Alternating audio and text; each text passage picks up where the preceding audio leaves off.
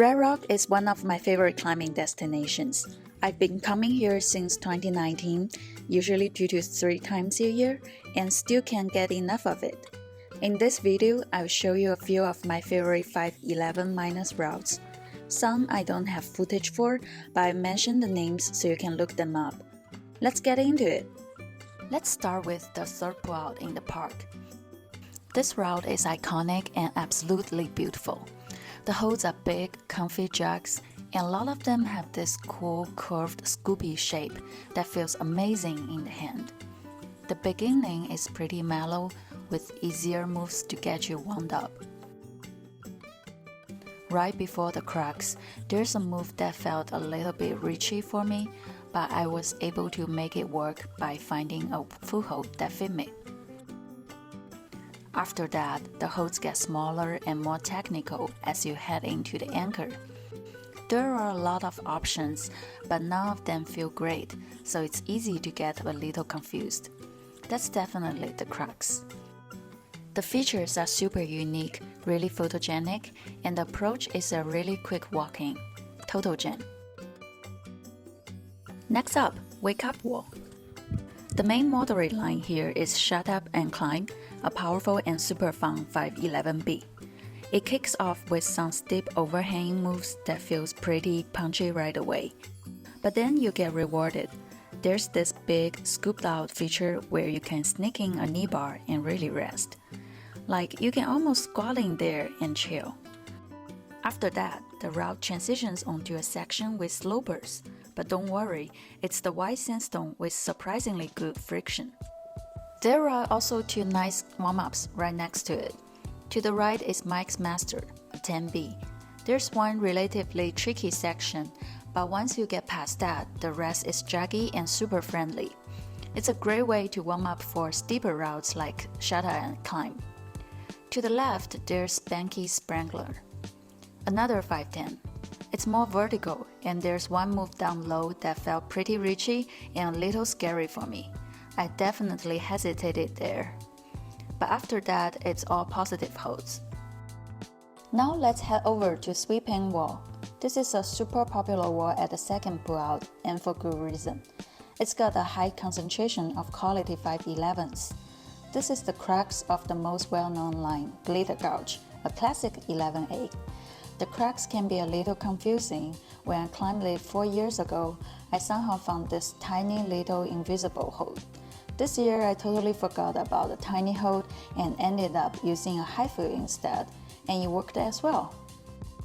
The rest of the route really opens up, all bomber jugs and pure joy to the chains.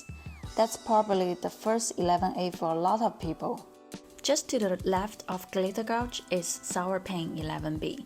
The first half follows this huge, beautiful flake. It's super aesthetic, and the moves are open and reachy in a fun way. I saw a lot of people cruising this part, no problem. Then the second half switches it up. It gets more crimpy and more technical, and you have to stay focused with your feet and hold selection. People usually get stuck here because of both the moves and the pump. It's a great contrast in one route. Then to the left is the Gambler, which is probably my favorite route on this wall.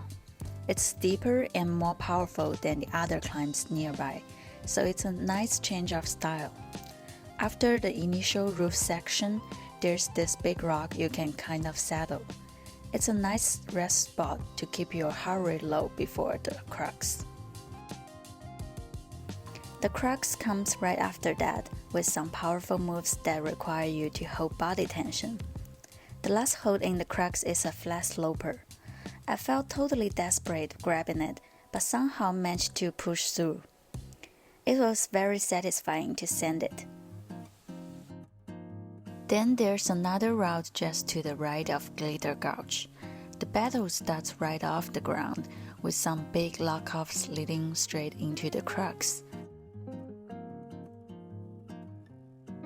I tried a couple different betas here and eventually went for a reachy move out to the far left.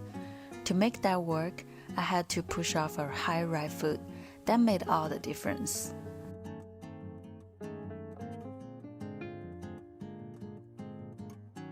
Right after that, there's a super nice no hands rest. Without that rest, the route can feel a lot harder. The section after is crimpy and a bit technical, but not as hard as the crux. After checking out all those awesome routes at Sweeping Wall, we're heading over to Black Corridor, one of the most popular crags in Red Rock. First up is Rebel without a pause, an 11A that many say is the best route in the corridor. It's short and steep, almost like a boulder problem. You do need to scramble a bit to get to the base, but it's totally worth it. Then there's Fall, another 11A with big vehicles. I also want to quickly mention Super Guide on the Wall of Confusion, a quality route with a great variety of moves. It has pleasant exposure and nice views. I like that one a lot. Let's take a quick tour of the Panty wall. This area's got a bunch of easier routes like 5/7s and 5/8s, good for warm-ups of beginners. On the far left side, there's a nice 11A that climbs up a series of cool flakes. It takes a bit of scrambling to reach there. Moving on to Kraft Mountain, Cannibal Crag is this gigantic boulder you can spot right from the parking lot. There's a vertical and technical 11- in the center of this boulder. Then there's Caustic 11B, and that's probably one of the most photogenic routes out there. It climbs the stunning arête of this boulder and looks pretty airy. Personally, I'm not a huge fan of slopers, and the clipping felt a bit stressful for me. But it's still a cool route and definitely a favorite for many.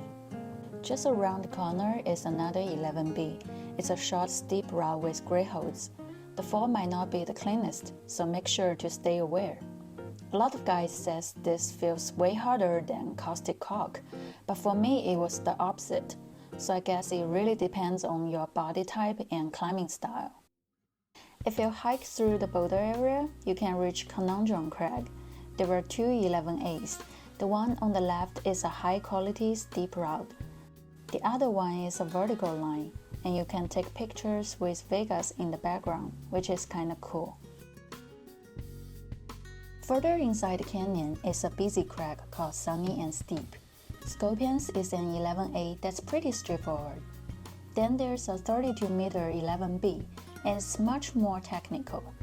It's definitely a step up from Scorpions and can feel a bit heady in some sections. Okay, that's all my recommendations. I hope you enjoyed them. If there's a route you like I didn't mention in this video, please comment below and I'll give it a try next time.